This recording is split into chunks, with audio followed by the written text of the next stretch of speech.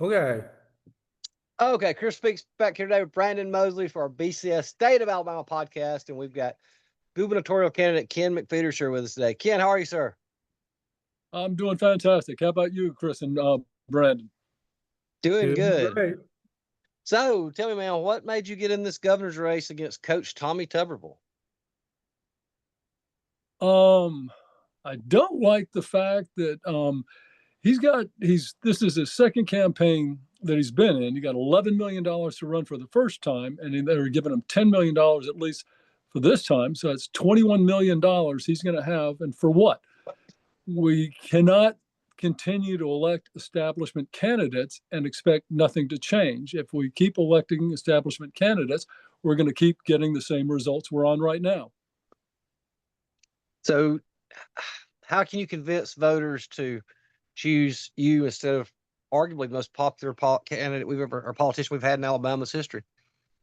True. He has got, like I said, $21 million to run. The federal government not the federal government, but most of the federal folks in Washington, D.C. are the ones that are running his campaign. The deep state want him to be governor of Alabama. You have to ask yourself why.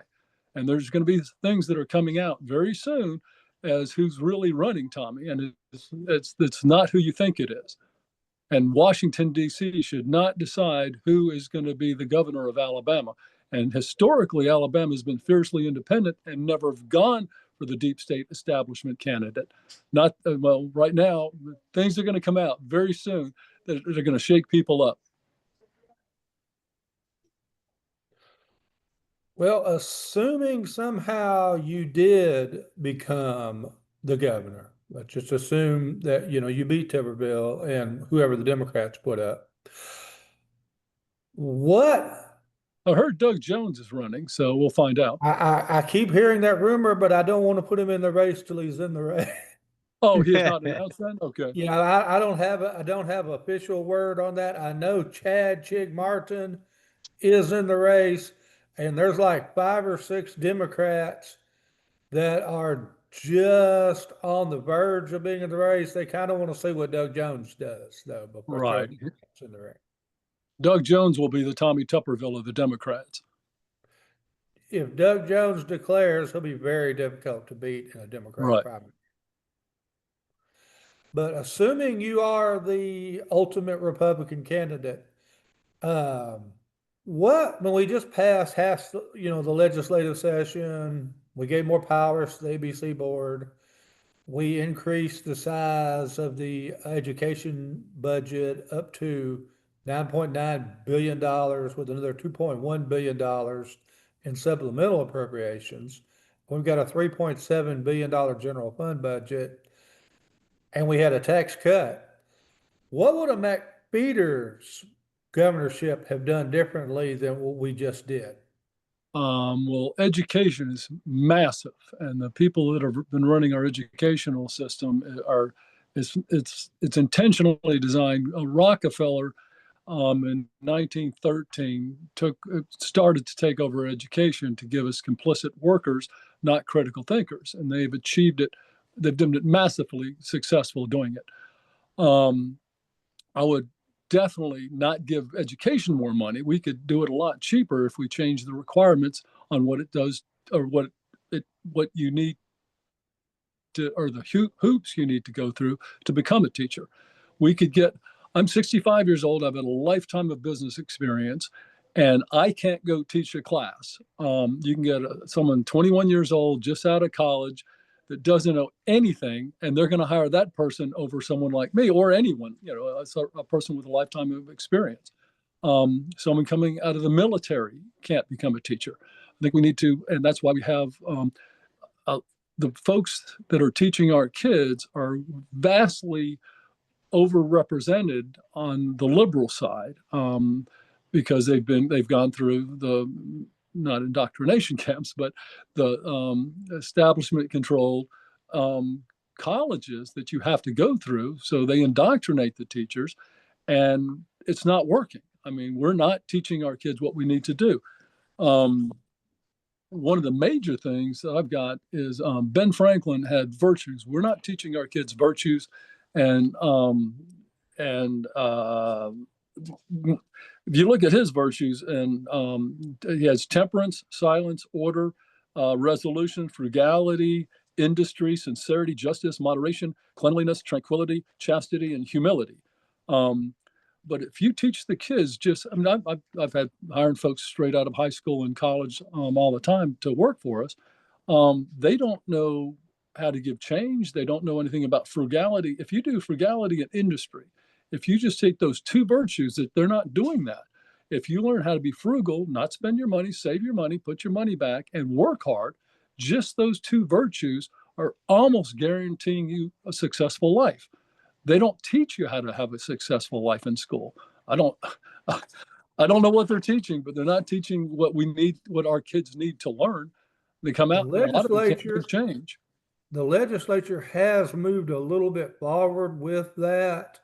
I think beginning next year, they're going to start teaching that if you will wait to have your children until you're out of high school and you're married, your odds of avoiding poverty, increases exponentially. Right. Yeah, but I mean, are they going to try to bribe kids or something? I mean, if they learn, Well, they're going to tell them that, chastity, which is something they haven't taught previously. by I design. think that would be pretty common sense, like in sixth grade. Hey, But yeah, it's by design. There's powers that be that are behind what's going on in our school systems, and we need to get rid of those powers. And our current governor's not doing it, and past governors not done it. And because they're establishment candidates, and who's Tommy working for? You get 21 million bucks. Who are you working for? No one's knocking on my door giving me $21 million. And it's like, if you do, who are you working for? Yeah, and I had somebody who's wanting me to ask you a question. We just seen, recently we've got the cannabis Delta H9 and stuff that was, all in the news, and the ABC got it, or ABC board's now taking over. This, his name's H Marty Shelper. Wanted me to ask you, what is your position on the legalization that's of Marty. cannabis? She's actually a woman. Oh, Marty. Okay, sorry, I was just Marty looking at. Schlepper. Yeah. Okay, sorry, I didn't mean to misgender anyone. The misgendering poor Marty. Yeah. So she wanted me to ask, what is your position on medical cannabis, decriminalization? So there again, Montgomery could just about mess up everything. And when you give Montgomery power, they're going to try to decide who controls the industries. And that's why, and then the more people that give more money to the politicians to get elected, because unfortunately, Alexis de Tocqueville in Democracy in America wrote in the 1800s that money used to be a detriment to getting into politics. Not only would it not help you get in, but it actually prevented people from voting for you if you had money. People were smart enough not to vote for money. Now the candidates have to have money because everybody in Alabama is only going to vote for the candidate with money because they've got a slick campaign ad. That's what happens with the medical cannabis down in Montgomery. The folks down there are going to divide up the spoils and give it to the folks that are going to support their campaigns. I was just up, I took my RV up to Michigan and went to Lake Mackinac up there. And I rode my motorcycle without a helmet to a cannabis store. You can walk in there, it's not a bunch, the anti-weed folks will say, oh, it's horrible, it's going to addict all the kids. It's a bunch of old men up there, and you can walk in there and get what you want, turn around, walk out, and go smoke pot. And it's, I thought it's like, we don't have that kind of freedom in Alabama. I mean, I can't ride. If I rode up to the grocery store without my helmet, I would get arrested and pulled over. And then, and usually where you go to get your drugs is the high schools. They're the ones that have the drugs because that's where the pushers go. And then if they're out of pot, they'll try to support get the legalization of cannabis. Would you support the legalization? Yes, I would. Yes, okay. Yes, I would. And they try to do that as a divisive thing, saying, "Oh, I want what's for freedom. I want the American people to be as free as possible, especially Alabamians." This is Do the you think that first was, oh, year what? where, if you're a parent, you can, if you meet the income guidelines, where you can apply to have your tax dollars follow your kid to a private school or homeschool or to another public school outside your district if they'll take them. Um, some educators are upset because they say that public education dollars are going to private schools. The counterpart is that, well, the money goes for education. It doesn't go for necessarily for government schools. It goes to educate the children, however the parent wants to do it. What's your view on that and school choice? I do like school choice. And unfortunately, the kids that actually do well in school have parents behind them that do well. So those aren't the problem. The problem are the kids where the parents don't care. And those are the schools, and almost where government is really important, government schools are really important, and where they're lacking. Because the good kids with the not good kids, the kids with good parents are going to get educated no matter what. It's the bad, not the bad, with the kids without supportive parents that are having the problems. That's where the schools need to step it up, especially the failing schools, and with actually zero discipline. And of course, goes back to the virtues and values that the schools should be teaching. And I think we could get a lot of Alabama's in charge of education on those schools. We could get some ex-military folks in there, and if you've got a 4 or 8 years in military, you know more about those virtues than the teachers coming out with a 4-year degree from, universities that whatever they're going to teach the teachers. But I would rather have my kids learning from someone that came out of the military and the values and virtues that my kids need to learn, especially if it was a single parent household or they're living with their grandparents that aren't as on top of it as a dual parent household could. That's where the schools need to, and government really needs to shine, and they're not. They're intentionally leaving these kids without any kind of discipline, none. Can you mentioning virtues and stuff, and we just seen the Ten Commandments bill pass. Do you think there should be more of a emphasis on that in schools? I love the Ten Commandments. I love it, and I do think it shouldn't be excluded from schools. But when Ben Franklin did this thing, his 13 virtues, he specifically, I guess he could read into the future, put him on a $100 bill for one reason: he's not a president. I don't know if he's the only one on our bills that was not a prior president, but he's on the $100 bill, and um, he wrote his virtues saying no one could say it's supporting any kind of religion or denouncing any kind of religion. These are just the virtues that people need to learn. 10 Commandments are great. There's a lot of good things with all the different religions that are really good for folks. I mean, that's why they have them. Religion's supposed to help you live life. But Franklin wrote this, so it wouldn't have, no one's going to get, the liberals aren't going to get their tails and or whatever, that they're not going to get upset because our kids are actually learning values and virtues. And that's all you need in life to succeed. If you have values and virtues, you're going to have a successful life. No one teaches their kids about hard work. No one teaches their kids about frugality. No one teaches them about sobriety. No, just say no from the federal government, kids gonna, they roll their eyes and laugh at that. But if you have a class that you're going into every single day that you talk about sobriety, and Franklin put that one number one. When I was in coming out of high school, the number one movie in the nation, of course, and this is the people that control Hollywood are the same people that control our politicians. Number one movie in the nation was Animal House, where all the cool kids, the ones that were drunks, and all the bad kids are not the ones that studied, then were all of the other fraternities, whatever. Those were the ones that were not good. Those were the jerks. And it's like, well, man, they're the ones that are studying in college. They're the ones that are trying to do right. And Hollywood makes them the bad guys, and the dumb drunks, Hollywood does that. That's who they give our kids as role models. That's wrong. And unfortunately, I listened to the movie and not my parents, and had too much fun in college. and then got out when I was 21 and started a business because I was an idiot.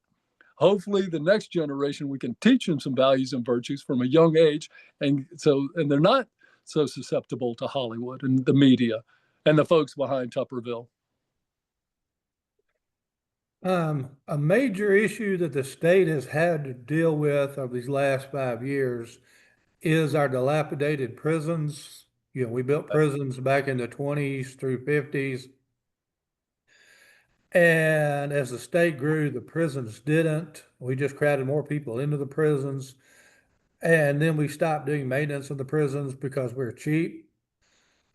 Now we're trying to build two mega prisons, one down in Escambia County and the other in Elmore County.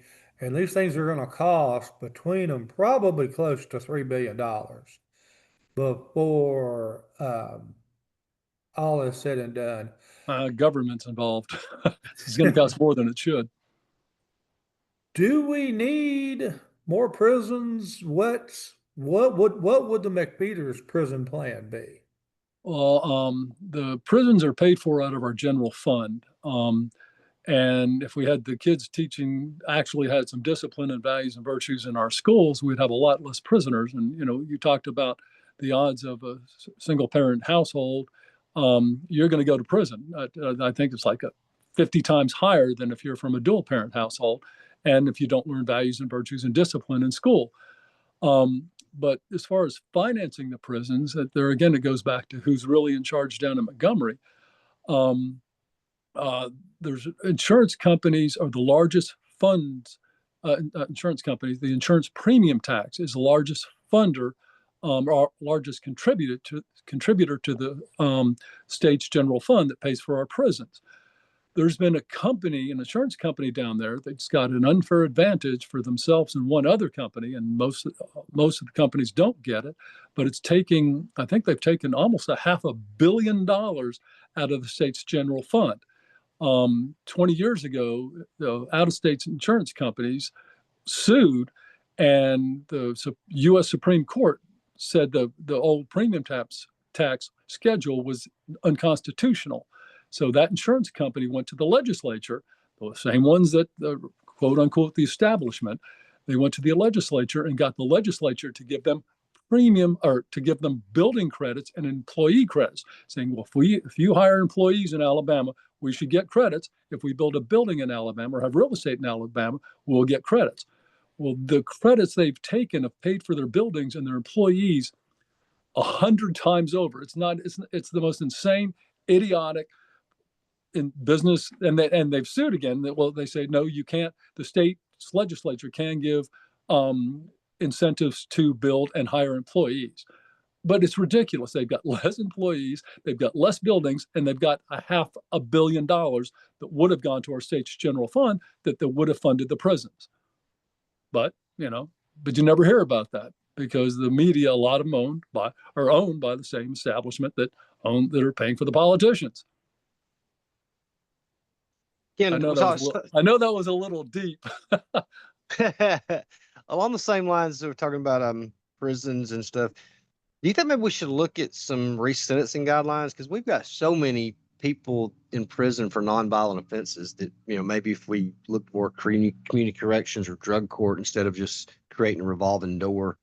Of course, right. And then, you go in there and the people in the prisons are smoking drugs and it's not good. And I mean, teaching virtues and values in prison that, something they've never been taught nor learned would help. But it is a revolving door, and we probably should have, and for the nonviolent folks, a two-tier prison system. And then for the violent ones, I don't think violent folks, hurting old ladies, hurting old men, and, they're just terrible for the communities. No, they need to go away. And isolated. I don't like violent people that are hurting innocent folks at all. Ken, the legislature's done a pretty good job at lowering taxes. We went from a 4% grocery tax to a 3% grocery tax. And after, when this next fiscal year rolls around, it's going to drop to a 2% grocery tax. But even though that we've done $200 million in tax cuts, Florida to our south is a 0% income tax. Right. Tennessee is phasing out their income tax. Georgia is half theirs, and Mississippi's decreased theirs by 25%. Even though we've been pretty fiscally sound and we have lowered taxes, there's increasingly a business advantage to doing business in Florida or Mississippi or Tennessee or Georgia than it is in Alabama. Can we just sort of keep doing what we're doing, or do we need to look at how we can compete with those other southern states? Well, the folks that have the power in Montgomery are the ones that give themselves the credits, like I just talked about that credit that the insurance companies carved out for themselves, or two insurance companies. If you got start making those folks paying their fair share, we could probably do away with the income tax or lower it substantially. I'm not a big tax guy. Tuberville just announced it as when he announced he was gonna not running for governor, that he will be our next governor. That's the way he announced it. And then he said, "Oh, well, I've got to go back to Washington so we can pass this big, beautiful bill." And it's kind of like, it's big, beautiful bill generally means taxes. And I mean, and the big, beautiful bills in Washington, D.C. scare folks in Alabama big time. We know what they do with the money, with USAID. Most folks don't realize it. And, most folks are just watching football and, raising their kids. But USAID paid for through NGOs all the illegal immigration up here from Central and South America through Mexico into the United States, and then scattered all over the United States, paid for by your government. Your NGOs through USAID has given Bill Gates money for the last 15, 20 years to run around the world, injecting the world. And he told the WHO that to the 90 or 162 member nations, I forget the exact number or whatever, he said, you must make vaccines a top priority in your healthcare system. And then your NGOs went around the world. And if you believe R.F. Kennedy's book, R.F. Kennedy, is that the one that wrote the book? The new guy up in D.C.? Robert Kennedy Jr. Yes, sir. Robert Kennedy Jr. Right. If you believe the studies and statistics in his book, the folks that have taken Bill Gates and WHO's shots, paid for by the NGOs, have sterilized a generation of third world young ladies. And if you take his shots on the DTP vaccine, the young ladies have a 10 times all-cause mortality rate higher than if you didn't. And so we basically paid for eugenics around the world with your tax dollars. And that's the big, beautiful bills that Tommy Tuberville wants to go up in D.C. and pass. It's insanity. So, Ken, you're saying that they've paid for eugenics, what, population control, or trying Yes, to? if you believe Kennedy's book and the studies that he cites, the folks that are taking the vaccines from Bill Gates and paid for through NGOs from USAID are getting the shots that are sterilizing a generation of young women in third world countries, and your all-cause mortality rate is 10 times that of an unvaccinated person taking the ones that your NGOs are paying for. And Bill Gates is a big believer in population control, yet he's in charge.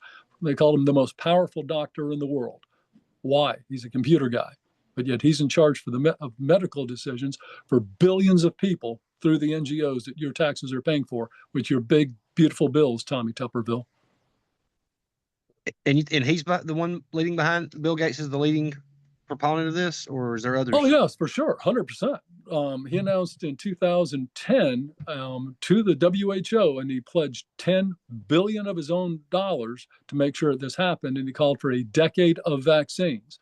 And then he spoke to the WHO, all the member nations, saying, you must make vaccines a top priority in your healthcare system.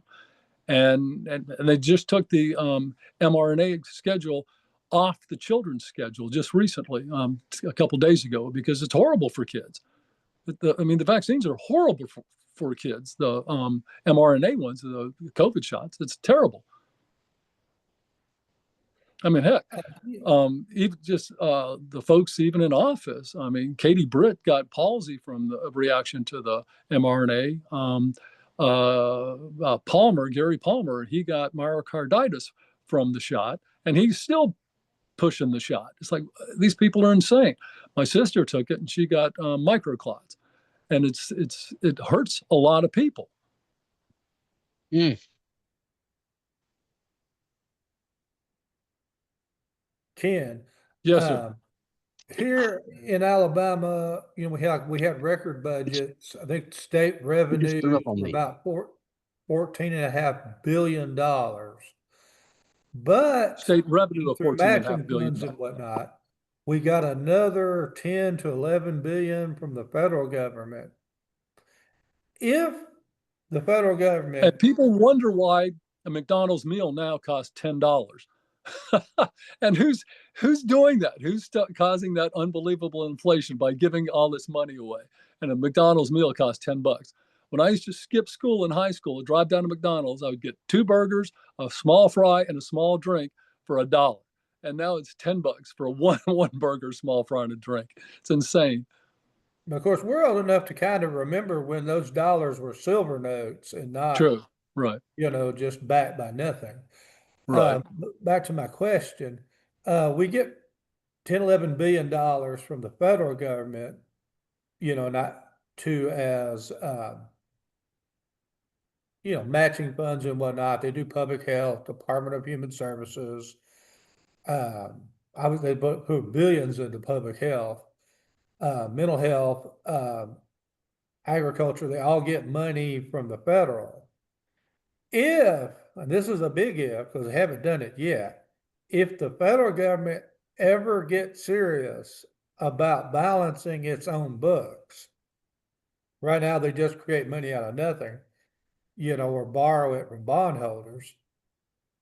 I mean, that's, Henry Ford, and this is why, and you just mentioned the money for agriculture and the money for medicine and all that, that comes with strings. The folks telling the government what to do, there's a uniparty up there that owns both parties, and they're telling the folks what to do with agriculture and what to do with medicine. And they've destroyed the family farms and the small farms. That's the one thing that's going to save the Alabama. And one thing I want to work on too, that's the one thing that's going to save Alabama in the event something happens, with a little temper tantrum from the folks that control the financial supply. And if people are waking up and realize what Henry Ford said, it's well enough that the American public does not understand banking and finance, how it works in the United States. For if it did, I believe there would be a revolution before tomorrow morning. So he thought it was so bad when people finally realized what's going on with banking and our monetary system, there would be a revolution before tomorrow morning. Well, if there's a revolution before tomorrow morning, we better be able to feed ourselves. And the things that they're giving us, the money they're giving us for agriculture, including Alabama, we've destroyed our we can't feed ourselves. That needs to be the number one priority in Alabama, its ability to feed itself. Because there's a lot of weird things going on in D.C. and internationally. But again, to the point, if they cut their budget, let's say instead of giving us 11 billion, they cut us to 8 billion. Right. What would Governor Ken do to try to balance those books and continue making those Medicaid payments and all the cool things we do with, aided by federal dollars? That's the tough decisions that are gonna have to come, because I believe everybody's going to be heading in that direction. And what would I do? I mean, how are we raising taxes? Are we downsizing government workers? Well, Is that's there what Medicaid copays and deductibles coming? you were just What's the bragging on the strategy? state. Am I getting way ahead of us here? you were just bragging on the state's legislature for lowering taxes. The only reason they're lowering taxes is there's such a huge surplus in the sales tax from the online shopping, and a huge and all the money, the free money they're giving us that now and caused inflation. That now we've got a $10 McDonald's meal. I went and got the girls in my office McDonald's the other day, and it was like $40 for 3 meals. It's insane. And that's McDonald's. I was being cheap. I didn't want to get them a nice meal. I can't afford it. Yeah, we're actually facing a little bit of a general fund problem in the future because when we had the COVID relief and the infrastructure bill and all that, we got so many billions of dollars from the federal government and the treasury. They were making 300 million a year off the interest on the money sitting in there waiting for it to go out for projects. So we're going to have to we're going to lose that revenue moving forward as that slush fund disappears. I think that's going to happen anyhow. That's already in the way. When it does, Alabama needs to be able to feed itself. It needs to be able to take care of itself. It needs to be independent. And you don't become independent by taking or by all the federal government and all the money and with strings attached that they sent for education. We could run education so much cheaper in Alabama, but it's built up for bureaucracy to control what's being fed to our children. We could do so much. We don't need all the government programs that we currently have at all. It's insanity. We don't need any more the big, deep state beautiful bills. I'm sorry? You mentioned the deep state earlier. Do you think is this deep state, are they from DC? Are they embedded in Montgomery too? Or are they trying to install the candidates they want to get this type of like big, beautiful bill passed, or they have a certain agenda?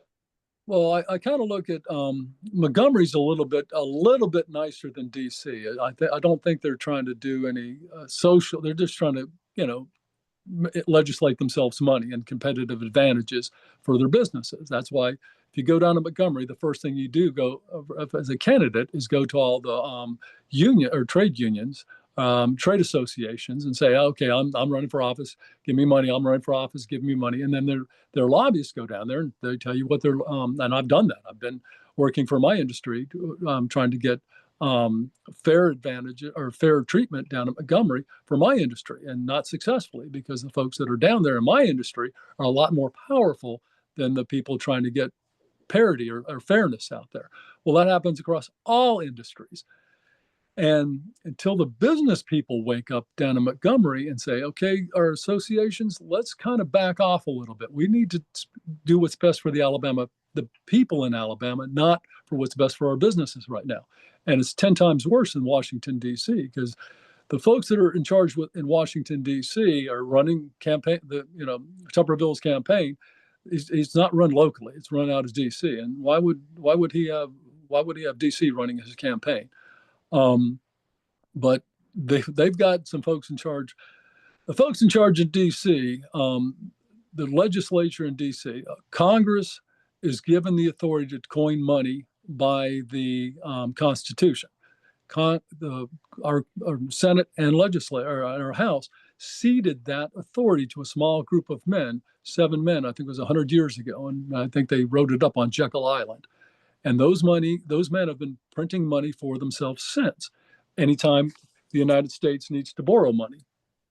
I think my phone just messed up. You've got some plants behind you now. Instead of Let's see. There we go. There we go. We're back to the flag. I'm gonna have to hold it. It's my thing, I think, is dying. But anyhow, so those folks that are printing the money, anytime the United States needs to borrow money, they borrow money when we have a war. We go in debt. They get to print themselves money, then loan it to us at interest. Then they, if we have immigration causes debt. They get to print themselves money, because when the United States needs to borrow money, these men print it and then loan it to us at interest. But they don't, everyone says, well, we're just printing money. It's like, no, we're not. A very small group of men and the descendants of these men have been printing themselves money for 100 years and then loaning it to us at interest. And then there's the wars, the immigration. Also immigration causes we have to borrow money, and also entitlement programs. When you give a bunch of entitlement programs that you can't afford, that creates debt. That's why we were always in debt, no matter who's in charge. The big beautiful bill. Republicans in Washington D.C. We've got the House, Senate, and presidency. We're going to spend more money than they did when Biden was in office.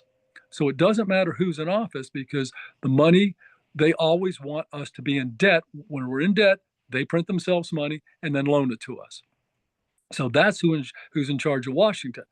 And the descendants of these men, now BlackRock, State Street, and Vanguard, the three companies, BlackRock, State Street, and Vanguard, currently own controlling interest in 95% of the S&P 500. They own controlling interest in 95% of our publicly traded companies. That means they run all those 95% of our stock market. They run. And those three companies own each other's stock, so they're really one company. And then they're about to own, I think in the next 2 or 3 years, 60% of all our single family homes. Well, that is who is really running things in Washington, D.C. So Montgomery is going to be a whole lot easier to deal with than those folks. But I think enough people are waking up where, like it said, get back to the quote by Henry Ford, where if people actually realized how our monetary and banking system worked, there'd be a revolution by tomorrow morning. They're going to throw a temper tantrum rather than let us change the system. Alabama better be able to feed itself, and you better have a governor that's going to look out for the folks of Alabama real quick. Someone needs to make sure our foods, our small farmers are growing food again, our small farms, our family farms are growing food again. We need to be independent and to be able to feed ourselves. Responding to that issue, our farmers have gotten really old. I think the average farmer, You're breaking up, Brandon. the average age of our farmers has gone way up. Now 72% of the land in Alabama is I'm gonna try farmland. something. Hold on a sec. Okay, Did it work? Hold on. yours. No, it did not. Sorry about that. Well, again, back to my point, those of us that grew up, in the 70s, remember 1 million acres more of farmland in Alabama than we have now. The number of land hasn't gone away, but urban sprawl, particularly in Baldwin and Madison County, has taken a lot of, a little bit in Lee and Shelby County, has taken a lot of productive land out of production. But what the big thing that's taken land out of production, has been forestry. We've gone, heavy into, commodities. yeah, I mean, a lot of it is, the old farm family died off or moved to town, and large investors. I mean, if I was rich, I would probably own thousands of acres of farmland, of timberland too. And we've got corporations and, Canadians buy a bunch of Alabama forest land. There's also the lawyers. I mean, all these guys, go if you've got extra income, why the not? country club, right? You're going to go buy a little, farm that you're not Yeah, going give me 200 acres of timber, and we'll make a big payday every 20 years. Right, exactly. Where do we get the farmers you're talking about to do this? Because I mean, again, we went through an era in the 70s, 80s, and 90s where farming was go big or go home. So we're little guy that used to have a little 45 horsepower tractor that, plowed up his field and corn every year. Yeah, that's all gone. And if you're still left, we may see it on the side of the road, but that's a dude who's about 60, 65, driving a 385 horsepower tractor, with a 425 horsepower combine. Right. there aren't many of those guys. And in a lot of cases, their kids aren't going to take over the farm when they're done. No. But it didn't happen overnight where we got here. It's not going to happen overnight where we go back, but it goes back to education. When you're teaching these virtues, you have to teach independence, and independence is food independence. Whoever controls the food controls America. And right now, Alabama does not control its own food supply. And we need to get back to that. And it goes back to education. I mean,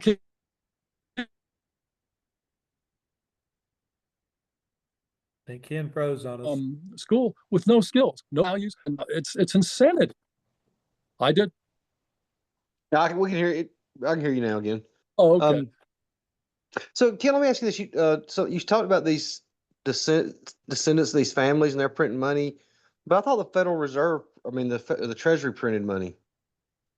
The Federal Reserve is not federal and it's not a reserve. It's a private corporation that's owned by, you don't know who it's owned by, but it's all started. If you research the Federal Reserve in Jekyll Island, there's a book called Jekyll Island, and it'll tell you how our monetary system really works. Like I said, Henry Ford was, if people actually, it's well enough that no one in America or the American people don't understand our banking and financing, because if they did, there would be a revolution before tomorrow morning. It's that insane. They tell us Bill Gates and Elon Musk are the richest guys in the world. They're not even close. They're actors. The richest guys in the world you don't hear about because they own everything. 95% of our stock market, 60% of our homes, they own everything, including the media. And that's why the media doesn't. For transparency's sake, I am a BlackRock stockholder. But. Well, that's probably good stock. You're gonna make some money doing it. Well, Ken, the legislature in the last couple of years has banned the sexually transitioning little children into another gender. Right. Where do you come out on that? That's idiotic. I mean, that is so idiotic. That's another one of those divisive things what they try to do. No one's for that, but they throw it out there to get us all diverted on what's really going on. And it's insanity. Anyone that can argue you should transition, an 8-year-old, 10-year-old kid, I mean, that's insane. They should be institutionalized or jailed. I don't think anybody that's 30 says they're going to transition and be institutionalized, because that's the craziest thing I've ever heard. I mean, I'd love to, transition into a young, hot person, but that's not going to happen. No, exactly. Exactly. But they always come up with something stupid like this to divert our attention from what's really going on. And, what's really going on is we got to be able to feed ourselves. We have to educate our kids with the morals and virtues. That's what really matters. But they don't want you thinking about that, Oh no, transitioning is, an 8-year-old. It's insanity. But they control the media and they control it. So they control the narrative. And they're always they're either selling division or fear. And a lot of people are fear of this or whatever. And divided people are easier to manipulate and control. And scared people are easier to manipulate or control. There's nothing to be scared of except them that are doing it to us, that are selling the fear and division. You've already said that it appears like the money is starting to back your opponent, Tommy Tuberville. Do you have a plan to go out there and get volunteers or donors or something so that you can get in front of enough people that you can get your message out rather than it just getting, if we just watch television and you don't have the money and you don't have the door knockers. No. And I don't have people are going to see 500 Tommy Tuberville commercials between now and election day. And how do you get parity with that? I mean, it's going to be extremely difficult. I've got a little show that I'm going to do online. It's on TikTok and Facebook and all the other platforms, YouTube and all that. And I said, no one believes anything until they see it on the news. So I've started a news program, and I'm going to talk about some of these things. And hopefully they'll they'll go viral and people will share them with their friends. Because even this morning, WERC, I think it was, one of the ladies announced that I was running. She announced I was running by showing Tommy Tuberville about 4 or 5 times.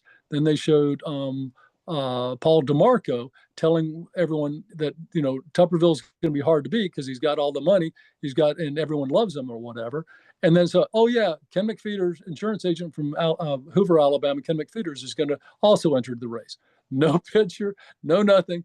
And they did all that buildup showing Tommy, and then, oh yeah, Ken Mcfeeters is going to run, you know, insurance agents from Hoover. It's insane. It's crazy how one-sided and they own the media. The same folks that are controlling Tommy Tuberville's campaign owns the media, lock, stock, and barrel. And that's the treatment I'm going to get. So the people better wake up and, you know, and spread the word. This will have to be a people's campaign. And I need to fix the my Alabama Gazette. We did put up your announcement. We did put up Chad Chig Martin's announcement. Thank you. And we did put up Tommy Tuberville's announcement. And right. Whoever else gets in this race, you'll put up their announcement. Yeah, we'll put up their announcement, whether we agree with them politically or not. But let me see, is the establishment giving you guys a couple $1 million a year? We are asking the establishment to give us a couple $1 million. It hasn't happened yet. They won't do it because you guys tell the truth. You know, we're available. You tell the truth. We'll take advertisers from whoever. I agree, but if some limits, if you play and only do their agenda, you'll get a lot more money. But then you're selling out your audience, and you know, hopefully your audience. That's why I like you, and that's why I like your publication. It's where you'll see the truth, and you're not scared. You're not going to do the establishment game, and those are the guys that are getting the money from the candidates. Where do you think that $21 million goes? To the establishment media. Yeah, and I've done alienated enough people, so I know they wouldn't give me any money. That's what I'm saying. But I mean, welcome to the club. I mean, they hate me. They hate me in Montgomery, and then DC loves Tuberville. Why? I have no clue. Tuberville got fired from Auburn. Mississippi, when he played there, he left at night, didn't tell his players. Then when he was at Texas Tech, he was at lunch or dinner with the recruits and coaches, excuses himself to go to the bathroom, leaves them there, and goes to Cincinnati. And then he goes to the Senate. Nothing else matters in the Senate, U.S. Senate, but seniority. Goes to the Senate for one term as a man too old to go to the Senate. You don't send 65, 70-year-old men up to Washington, D.C. in the Senate because nothing matters in the Senate besides seniority. Tuberville goes up there too old because we'll never get seniority. That's how Shelby was up there 30 some odd years. He got us $500 million from the federal government because he was up there forever. So seniority is the only thing that matters in the Senate. And then what does he do? So he dashes from Mississippi, dashes from Texas Tech, goes up to and wastes 6 years seniority for the citizens of Alabama, and he leaves the Senate because his wife wants to move, back to their home closer to the beach. It's not even from Alabama, and he's lying about that. He lives at the beach. He's got a beautiful $4 or $5 million home at the beach. That's where he lives. His son and his wife own a little house in Auburn, $230,000 house. You going to live there? You're going to live in your $4 million, $5 million mansion on Santa Rosa Beach. He's not a resident of Alabama. Hasn't been for a very, very long time. In defense of Tuberville, he did want to run for governor in 2018, but everybody that was anybody in Montgomery pretty much told him, Lieutenant Governor Kay Ivey, who's been elevated to governor, is going to run, and she's going to be the next governor. And so they talked him into standing down. Of course, he was going to run in 2022, but then Kay decided to stick around for another 4 years. So right, governor was the political office he did want, but the powers that be in Montgomery is like, no, we have to have Kay. We love Kay, and right. He sort of control Kay to the powers that be and the public. I mean, Kay's wildly popular as the governor. I mean, she really. Is that who you want to vote for now? Right now, is that who you want to vote for now? The next establishment candidate? They're telling you who your political your political officers are going to be. and your politicians are going to be, not the public. Like you said, they told him he's not going to be governor. KIV is. So I mean, it's like, who's really in charge? Where are you going to put your vote? Okay, let me ask you this. You're talking about going to Washington and not having any seniority, but Richard Shelby did, and he brought all this money back. Isn't that the problem that you was talking against, these people that are establishments and having them up there too long? 100%. But until they change the rules, and we have term limits, until they change the rules, that's the rules. Nothing matters in the House. It's different. You can, if you're sharp and smart, you can get a good committee assignments and all that, and you're listened to if you're sharp in the House. In the Senate, it doesn't matter. If you're breathing and you've been up there 35 years, you're on the Appropriations Committee, and you decide where all the money in Alabama is going to be, or in the United States is going to be spent. Nothing matters in the Senate besides seniority. Until they change those rules, nothing's going to change. And until they change their rules, we have to abide by them and take advantage of them. So that's what you send a freshman senator to Montgomery or to DC for the next generation, not this generation, because they're not going to have any power for another, 12 to 18 years. So it's for the next generation. Making the argument that when we replace Tuberville in the Senate, we should vote for the youngest person we can find. 100%. Because, and you can say, Tuberville's been a total failure as a U.S. Senator. Any Republican we sent up there is going to have the same voting record with him almost like 98, 90%, 99% of the time. But for him to waste 6 years seniority, just wasted it and turn around and just leave it. I mean, dashed at lunch from Texas Tech, dashed from Mississippi, and he's dashing from the Senate. And just lost 6 years seniority. If we would have had a younger person up there or whatever, then that matters big time, not just a little bit. Ken, Alabama executes people at a more regular basis than pretty much any other state.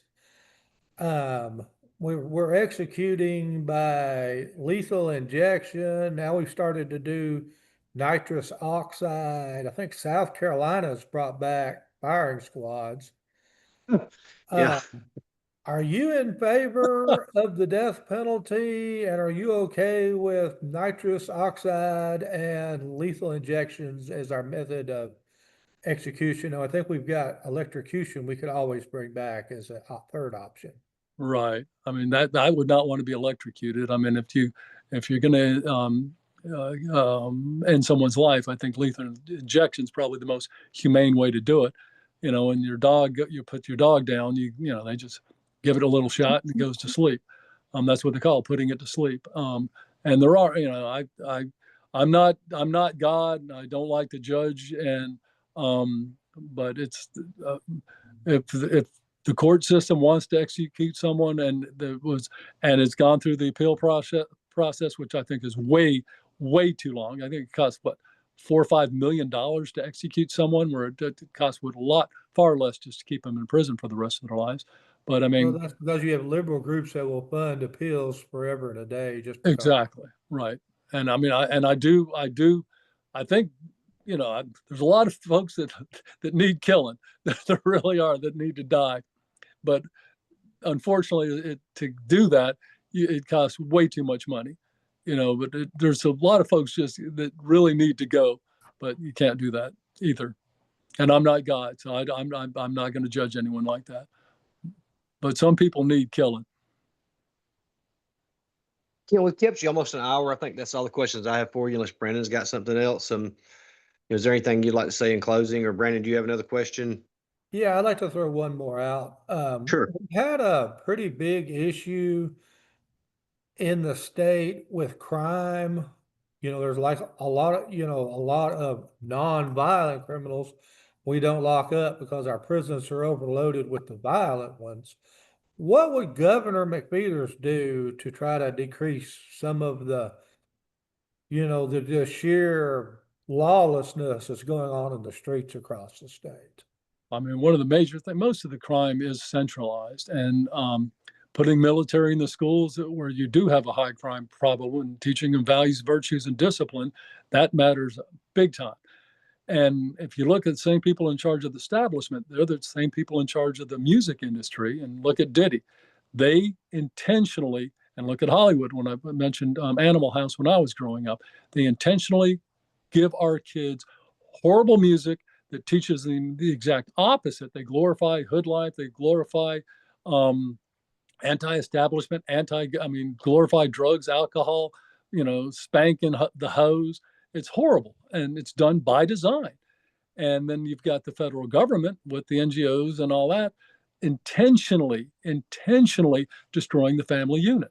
The black families across the United States, their family unit was destroyed intentionally. You don't get any benefits if there's a man in the house. Guess what you're not going to have? Men in the house. And it's by design. You can't do that. And then you have, and the people up that control all the programs that are destroying the family are the same people that are involved, that own the media outlets and the music industry outlets in Hollywood that are selling the thug life and selling drugs, alcohol, and promiscuity. It's insane. You guys ask tough questions, and no one else is going to answer them like I do. Well, I mean, I'm honest. That's one thing. I am honest and hard-headed. If anyone knows me, they'll tell you I'm extremely honest and extremely hard-headed. I appreciate your honesty. I appreciate you saying we have tough questions too, because I didn't want us to ever come off as giving, softball questions. But at the same time, I don't want to hang somebody else out to dry either. No, I mean, I'm going to answer it because I will tell the truth. I don't have an agenda. I'm not being paid $21 million to run someone else's agenda and do their bidding. Believe me, if I got $21 million, I owe somebody, and you have to do their bidding. I'm not going to owe anybody. I'll do what's best for the folks of Alabama. Swear to God. Well, Ken, thank you so much for coming on. That was very enlightening. Thanks a lot. Hopefully I didn't scare anybody. No, I thought it was a very interesting interview, and I'll get this uploaded to YouTube. Oh yeah, I forgot to get the other one with Justice Sellers too. I'll get them uploaded in just a few minutes and post them. Great. Thank y'all. Thanks a lot, Ken. Thanks, Ken. Bye-bye.